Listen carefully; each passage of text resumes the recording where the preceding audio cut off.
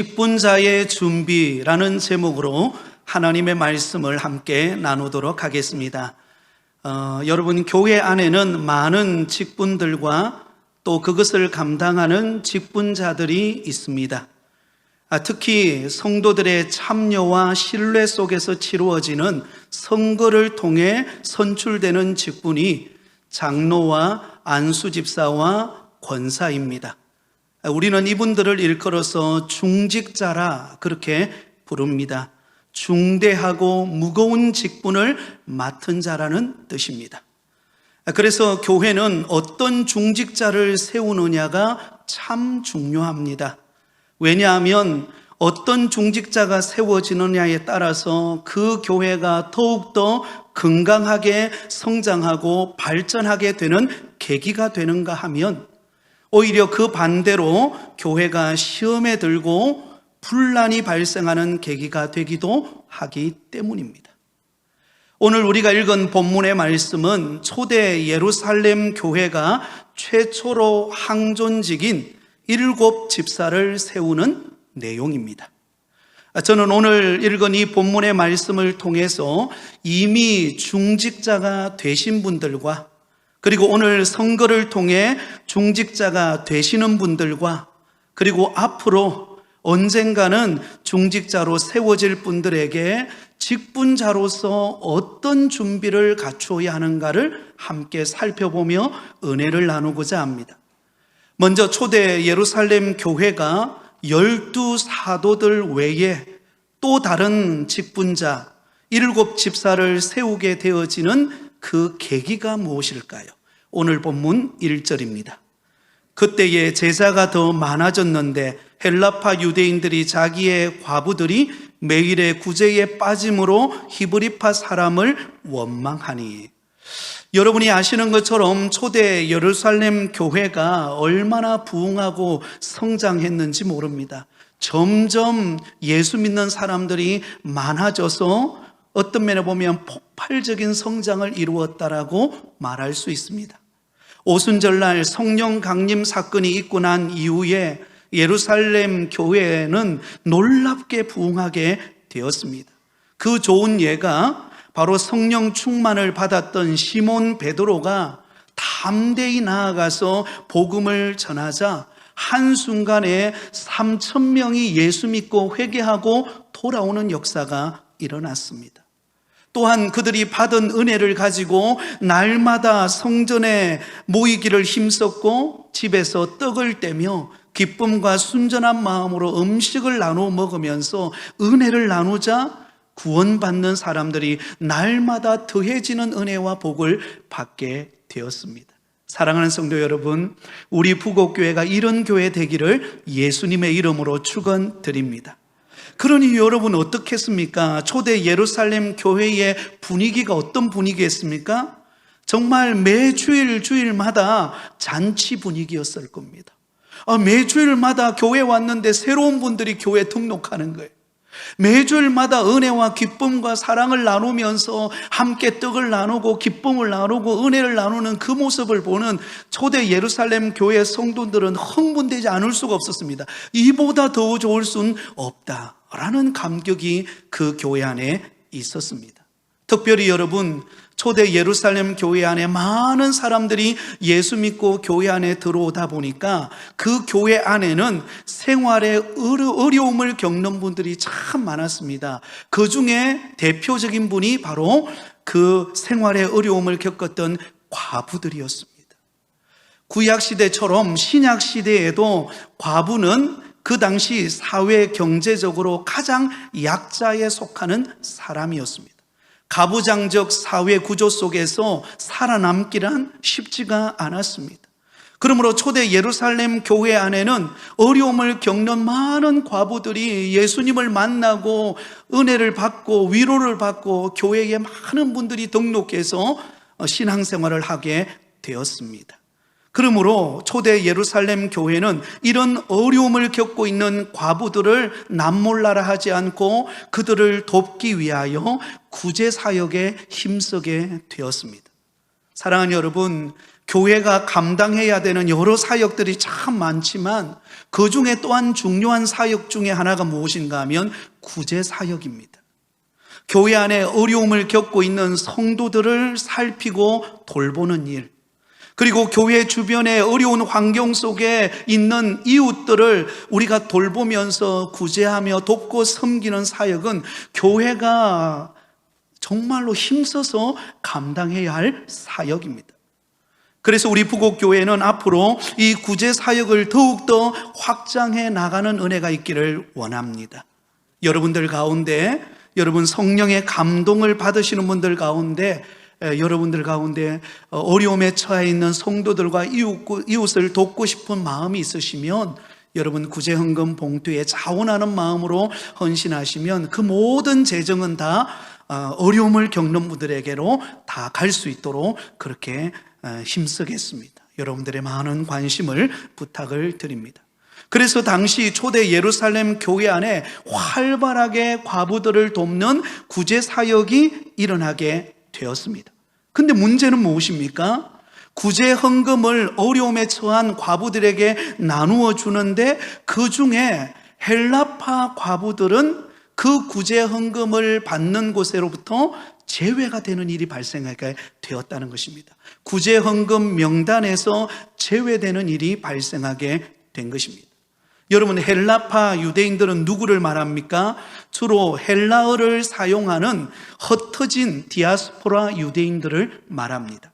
그들은 예루살렘 토박이들이 아니었습니다. 오순절 성령 강림 사건으로 성령 충만을 받은 사람 중에 예루살렘에 정착했거나 아니면 그 이후에 예루살렘으로 와서 복음을 듣고 예수님을 영접하여 초대 예루살렘 교회의 교인이 된 사람들이었습니다. 이와 반대로 초대 예루살렘 교회의 주류를 이루는 사람은 히브리파 유대인들이었습니다. 그들은 누구입니까? 그들은 예루살렘 토박이들이거나 유대 땅에서 살다가 예루살렘으로 온 사람들이었습니다. 그런 면에서 볼 때 초대 예루살렘 교회 안에는 히브리파 유대인들과 헬라파 유대인들이 뒤섞여서 신앙생활을 하고 있다는 것을 알 수가 있습니다. 그런데 헬라파 유대인들이 가만히 지켜보니까는요, 자신들의 과부들, 그 헬라파에 속해 있는 과부들이 그 매일에 구제하는 구제 헌금의 명단에서 제외가 된 거예요. 그러니 여러분 얼마나 섭섭하겠습니까? 그래서 히브리파 사람들을 원망하는 일이 발생하게 되었던 것입니다. 그때서야 이 문제의 심각성을 파악한 12사도가 이 문제를 해결하기 위해서 어떤 일을 행하게 됩니까? 직분자를 세워서 그 역할을 감당하게 한 것입니다. 여러분, 그동안 12사도가 예루살렘 교회의 모든 사역 업무를 다 맡아서 감당했습니다. 여러분, 교회가 처음 개척될 때는요, 그 교회의 목사님이 대부분 재정, 또 모든 사역, 모든 기관들을 대부분이 다 결정하고 그렇게 진행해 나갑니다. 그러나 여러분, 교회가 어느 정도 규모를 갖추고 성장하고 또 점점 성도들이 많아지게 되면 어떻습니까? 반드시 크게는 목사님 혼자 다 감당할 수 없습니다. 또한 위험성도 있습니다. 그렇기 때문에 반드시 직분자를 세워서 그 역할을 감당하도록 분배해 주어야 합니다. 그런데 여러분, 지금 초대 예루살렘 교회에 많은 사람들이 예수 믿고 초대 예루살렘 교인들이 되었는데 적어도 10,000명 이상 정도의 교인이 되었을 거라고 추측합니다. 그러면 여러분 생각해 보세요. 10,000명이 되는 성도들을 12명의 사도가 일일이 다 돌아보고 또 거기에다 재정 출납까지 관리를 한다면 이게 어떤 일이 벌어지겠습니까? 제대로 사역을 집중해서 감당할 수 없는 거예요. 그러다 보니까 세밀한 부분을 놓치다 보니까 헬라파 과부들을 돕는 그 구제 헌금 명단이 빠져버렸다는 거예요. 그런 일이 발생하게 된 것입니다. 그래서 12사도가 가만히 생각해 보니까 이래서는 안 되겠다. 우선순위를 정하고 직분자를 세워야 되겠다라고 마음을 먹습니다. 자, 오늘 본문 2절부터 4절까지입니다. 열두 사도가 모든 제자를 불러 이르되 우리가 하나님의 말씀을 제쳐놓고 접대를 일삼는 것이 마땅하지 아니하니 형제들아 너희 가운데서 성령과 지혜가 충만하여 칭찬받는 사람 7을 택하라. 우리가 이 일을 그들에게 맡기고 우리는 오로지 기도하는 일과 말씀 사역에 힘쓰리라 하니. 자, 여러분, 12제자가 지금 이 교회 안에 아주 일어나고 있는 심각한 이 문제에 대해서 해결하기 위하여서 특별히 재정 출납과 관련하여서 구제를 담당하는 역할을 감당할 7 집사를 선택하게 된 것입니다. 그리고는 사도들은 어디에 집중하는 것입니까? 기도하는 것과 말씀 전하는 일에 우선순위를 들고 성도들의 양적인 그리고 질적인 은혜를 받아서 풍성함을 누리는데 집중하는 사역으로 그들이 시간을 투자하기로 했습니다. 사역의 우선순위와 역할의 분배를 통해서 효율적인 사역을 감당하고자 직분자를 세우게 된 것입니다. 그러므로 여러분, 교회에서 직분자를 세우는 것은 무엇을 의미합니까? 교회의 직분자를 세운다는 것은 교회의 사역을 실제적으로 맡아서 열심히 행하도록 하는 일입니다. 또한 목회자가 기도와 말씀 사역에 온전히 헌신할 수 있도록 돕는 사역이기도 합니다. 그래서 여러분, 어떤 직분자든지 그저 직분을 가진 것 자체가 직분자를 세우는 목적이 아니에요. 여러분, 장로가 되고 안수집사가 되고 권사가 되는 것, 그게 우리의 목적이 아닙니다. 그걸 통하여서 그 맡겨진 직분을 통하여 열심히 일하고 사명을 감당하라고 주어진 것이 직분자의 사명인 줄 믿습니다. 그리고는 목회자는 목회하는 일에 집중하여서 감당할 때 교회가 여러분 건강하게 성장하고 또한 투명성 있게 교회 재정적이라든지 모든 면에서 아주 투명하게 교회가 이렇게 건강하게 세워져 갈 수가 있다라는 것입니다. 자, 그렇다면 여러분, 사도들은 어떤 방법으로 직분자를 세우게 되었을까요? 2절과 3절입니다.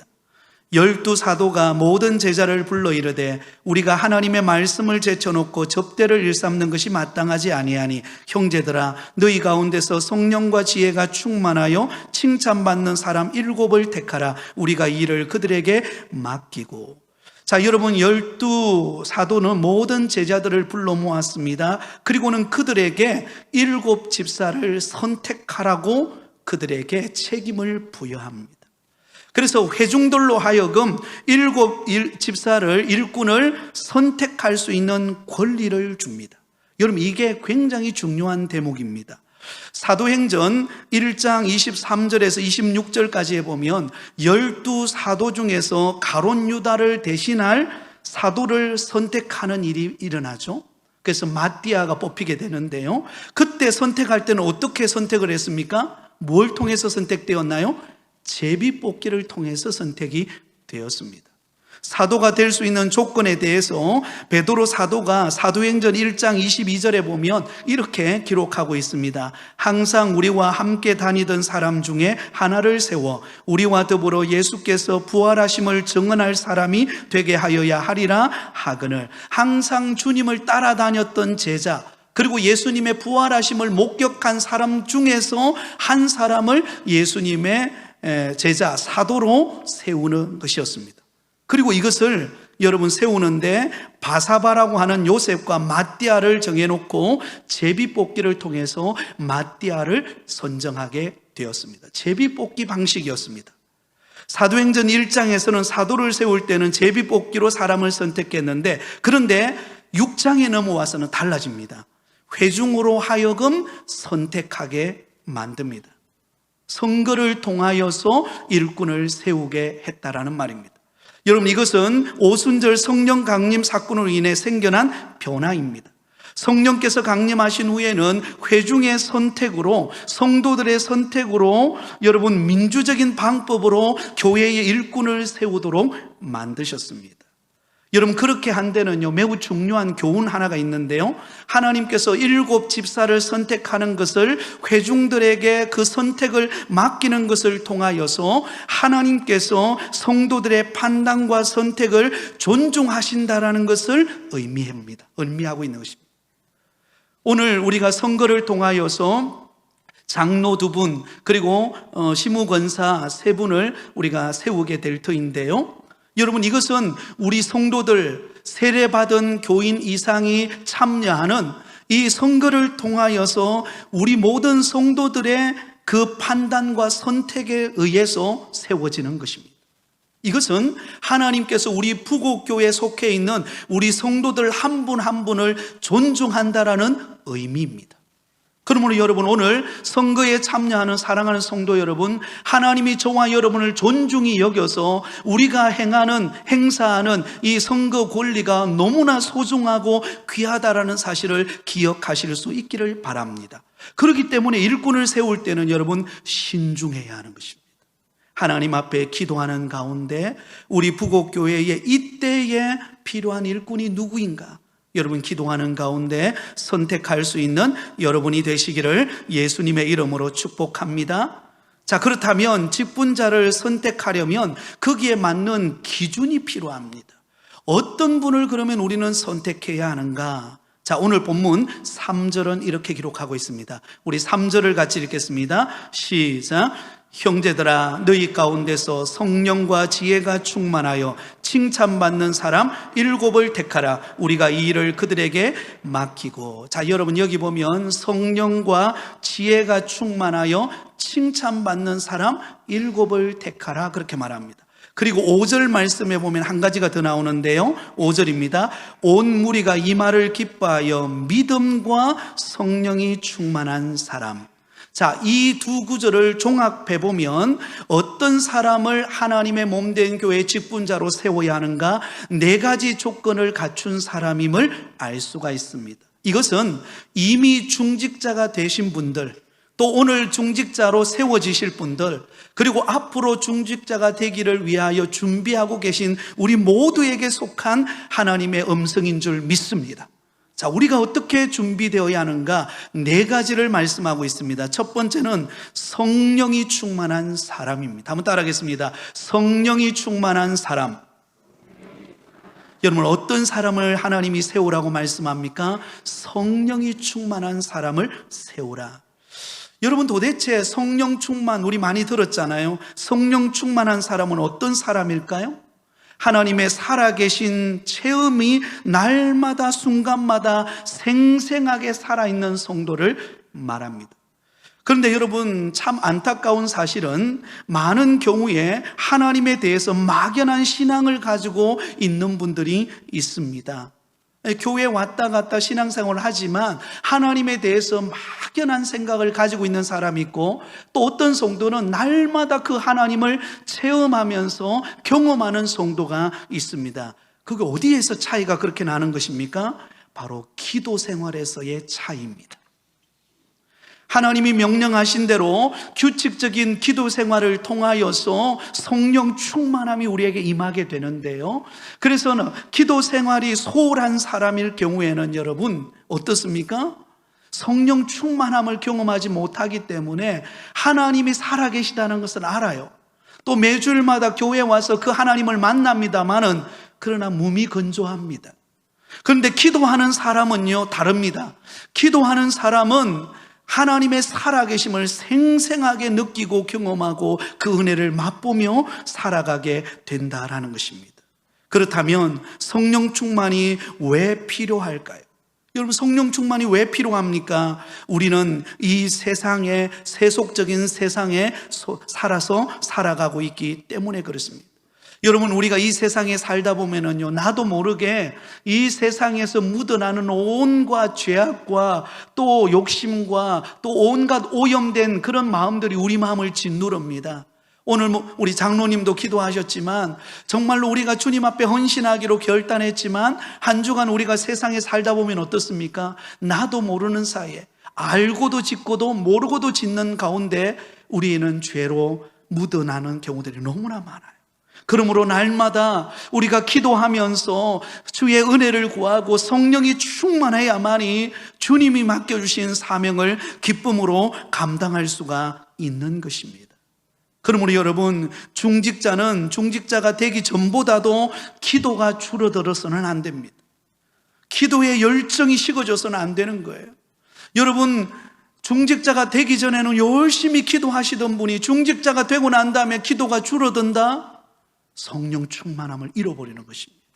그러면 여러분, 때로는 부족하지만, 그러나 나는 연약하지만 주님이 기뻐하시는 이 사명 감당하고자 헌신하기로 작정한 중직자라고 한다면 기도하기를 힘쓰시기를 바랍니다. 그러면 성령이 여러분 가운데 충만하게 역사하실 것입니다. 자, 두 번째로 어떤 사람입니까? 지혜가 충만한 사람입니다. 한번 따라하겠습니다. 지혜가 충만한 사람. 여러분, 교회 일을 하다 보면은요, 동기는 좋아요. 어떤 목적을 가지고, 어떤 선한 의도를 가지고 일을 시작했어요. 그런데 일을 하다 보면 삐걱거리는 경우들이 많습니다. 서로 이렇게 마음이 안 맞거나 또 때로는 생각했던 대로부터 또 벗어나는 경우들이 있을 때가 있습니다. 결과가 나쁜 일들이 일어날 때가 있습니다. 분명히 주님을 위한 의도를 가지고 그 일을 시작했는데 나중에 결과가 좋지 않고 관계에 어려움을 겪는다. 뭐가 부족하기 때문일까요? 지혜가 부족하기 때문입니다.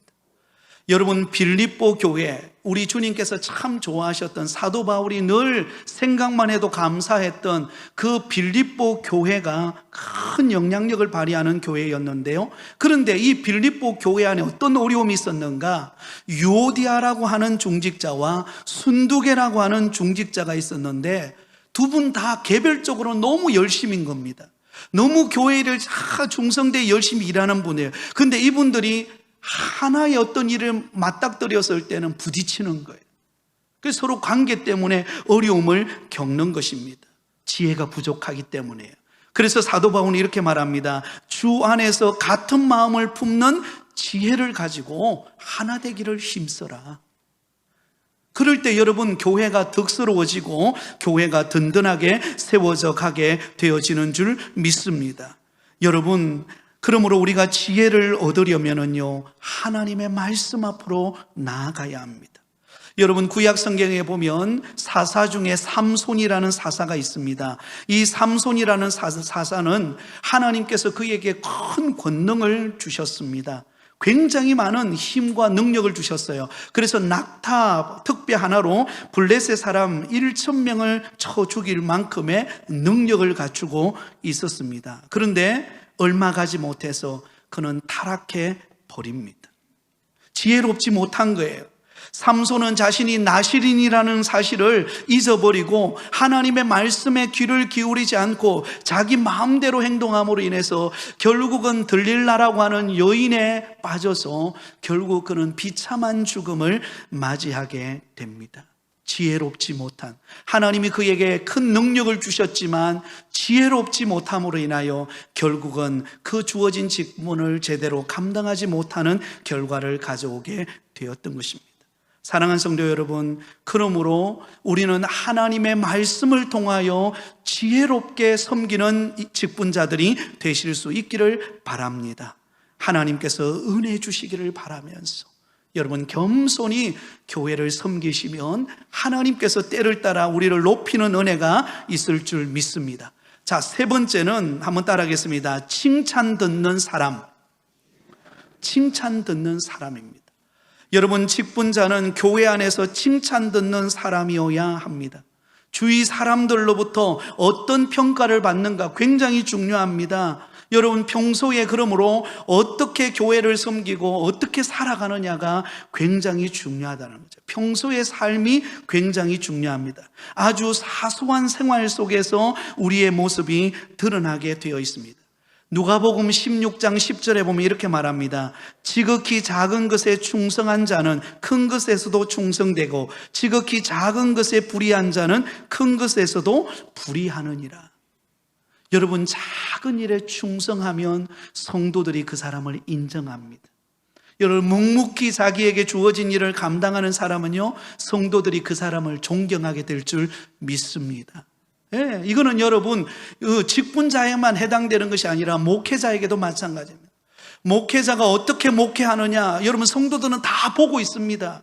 거울처럼 보고 있어요. 그러므로 목회자도 하나님 앞에서 자신에게 주어진 그 직분을 최선을 다하여 감당하고 누구보다도 본을 보이는 그런 목회자가 될 때에 성도들로부터 존경받고, 그리고 교회가 은혜롭게 세워져 가는 줄 믿습니다. 사랑하는 우리 부곡교회 성도님 여러분, 하나님께서 우리에게 주신 직분을 소홀히 여기지 않기를 바랍니다. 하나님 앞에 먼저 최선을 다하시고 또한 성도들로부터 인정받는 여러분 되시기를 예수님의 이름으로 축복합니다. 마지막 네 번째로는요, 믿음이 충만한 사람입니다. 한번 따라하겠습니다. 믿음이 충만한 사람. 여러분, 교회는 단순한 친교 단체가 아닙니다. 영리로 목적으로 모인 단체가 아니에요. 계모임이 아닙니다. 교회는 하나님을 예배하고 영혼을 구원하는 바로 구원기관이자 은혜의 공동체입니다. 그러므로 교회 안에 무엇이 존재해야 합니까? 반드시 믿음이 있어야 합니다. 여러분, 어떤 사람은 사회적으로 지위가 높고 사회적으로 어떤 큰 영향을 끼치는 사람이 그 행동하던 그 행동 그대로 가지고 교회 안에 들어와서 교회 안에서 그렇게 행동을 하려고 합니다. 그 잘못된 거예요. 교회 안에 들어오면은요, 철저히 자신을 낮추어야 합니다. 교회는 여러분 높고 낮음이 없습니다. 사회 속에서는 그 사람이 높은 위치에 있을 수 있어요. 그 사람이 많이 배워서 어떤 위치에 있을 수 있으나, 그러나 교회에 들어오면은요, 누구나 다 형제 자매인 것입니다. 누가 높고 누구 낮은 것이 없어요. 교회 안에서는 믿음의 사람을 찾고 있는 것입니다. 여러분, 내가 좀 덜 배워도, 내가 좀 덜 가져도 하나님 앞에 내가 믿음으로 섬기리라. 여러분, 이 자세 가지시면 하나님께서 여러분들을 들어 쓰실 줄 믿습니다. 그러므로 사랑하는 여러분, 하나님 앞에 우리의 있는 모습 이대로로 가지고 주님 앞에 충성하며 헌신할 때 하나님께서 우리 가운데 큰 은혜를 주실 줄 믿습니다. 자, 결과적으로 이런 자격에 의해서 선택된 사람이 누구입니까? 5절과 6절입니다. 온 무리가 이 말을 기뻐하여 믿음과 성령이 충만한 사람 스데반과 또 빌립과 브로고로와 니가노로와 디몬과 바메나와 유대교에 입교했던 안디옥 사람 니골라를 택하여 사도들 앞에 세우니 사도들이 기도하고 그들에게 안수하니라. 자, 예루살렘 교회 성도들이 선거를 통하여 7분의 집사님을 세웠습니다. 스데반, 빌립, 브로고로, 니가노르, 디몬, 그 다음에 바메나, 그리고 니골라. 자, 그런데 여러분, 이 이름을 자세히 보시면은요, 학자들에 따르면 이 7명의 이름이 다 헬라식으로 기록되어 있다, 그렇게 말합니다. 다시 말하면 이 7명의 사람은 어디에 속한 사람일까요? 헬라파 유대인들이었다는 거예요. 참 이상하죠? 지금 초대 예루살렘 교회의 주류 큰 역할을 감당하는 사람들은 누구였어요? 히브리파 유대인들이었어요. 그런데 이상하게 선거를 딱 해보았더니 이게 다르게 나온 거예요. 7명의 집사를 세웠는데 헬라파 유대인들이 세워지게 된 것입니다. 왜 이들이 세워졌을까? 바로 이들은 교회에 유익한 사람이었기 때문입니다. 물론 다른 사람도 다 유익했지만 교회에 유익했기 때문에 이들이 뽑힌 것입니다. 하나님께서 우리 부곡교회에 속한 직분자 여러분, 또 오늘 세워지실 직분자들, 그리고 앞으로 직분자로 세워지기를 소망하는 여러분, 교회에 유익된 성도가 되기를 바랍니다. 그럴 때 하나님이 여러분을 잊지 않을 것입니다. 자, 이제 결론입니다. 7 집사님을, 신실한 7 집사님을 세웠을 때 어떤 결과가 찾아왔을까요? 우리 7절을 읽고 말씀을 맺도록 하겠습니다. 같이 읽겠습니다. 시작. 하나님의 말씀이 점점 왕성하여 예루살렘에 있는 제자의 수가 더 힘이 많아지고 허다한 제사장의 무리도 이도에 복종하니라. 할렐루야. 여러분, 일꾼을 잘 세우니까요, 교회가 왕성하게 부흥하는 일이 일어났어요. 할렐루야. 우리 부곡교회 안에 이런 은혜가 있기를 바랍니다. 오늘 세워질 직분자가 누구인지 모르지만 그러나 우리가 마음을 다하고 뜻을 다하여 세운 직분이라면 하나님이 그 귀한 직분자를 통하여 우리 교회가 더욱더 든든히 세워져가는 계기가 되기를 바랍니다. 그리고 혹 오늘 내가 선출되어지지 않아도 그러나 하나님이 또 때로는 좀 기다리라고 할 때도 있습니다. 그러나 그 기다림은 결코 후회의 시간이 아니에요. 하나님은 기다림을 통해서 하나님이 우리에게 주실 큰 복이 있을 것입니다. 그리고 앞으로 세워졌을 때 하나님이 더 귀하게 쓰시는 일꾼으로 사용되어질 줄 믿습니다. 그러므로 사랑하는 성도 여러분, 우리 부곡교회에 속한 모든 성도들이 하나님이 들어 쓰시는 정말로 충성된 직분자들이 다 되셔서 하나님의 몸된 교회를 부흥케 하는 일에, 하나님의 영광을 드러내고 선한 사명을 감당하는 일에 다 귀하게 쓰임받는 저와 여러분 되시기를 예수님의 이름으로 축원드립니다.